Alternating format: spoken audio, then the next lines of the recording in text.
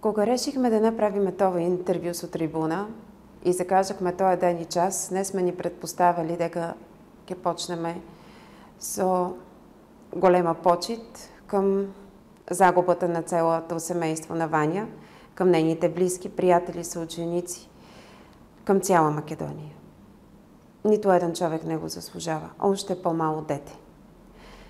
И може би далеко назад, кога самата я реших да направя кампанията Стоп на семейното насилство за тая година, жертвите не са виновни.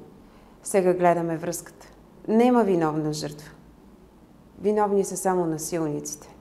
Ви очекувам на 12.12 во 12 сати за трета поредна година на площад Македония тук во Скопие и на площадите на во уште неколку градове во државата, за да изразиме своята почит кон сите тие кои са загинали не на време.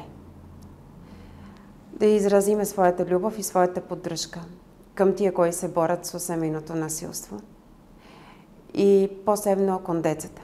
Денес јас сум и во деновите на кампањата ќе ме видите обоена во цветовете бело и оранжево. Бело, кое изразява невинността на децата, оранжево, померанџесто, кое е бојата на жртвите на семейно насилство. Се разбира, денес сам и во черно. Цела Македонија е денес во черно. Нека бидеме добри и да мислиме само за доброто. Това зависи од нас. И кога збора за доброто и обштествено одговорното добро, бих сакала да се заблагодарам тая година, што имахме можност ние од амбасадата на Република Бугарија да бидеме част од дипломатскиот благотворен базар, каде собрахме повеќе од 70.000 денара за нашите бенефициенти, с бенефициентите на базарот. Това са деца и лица со посебни потреби, но за жал без родители, оставени од своите родители.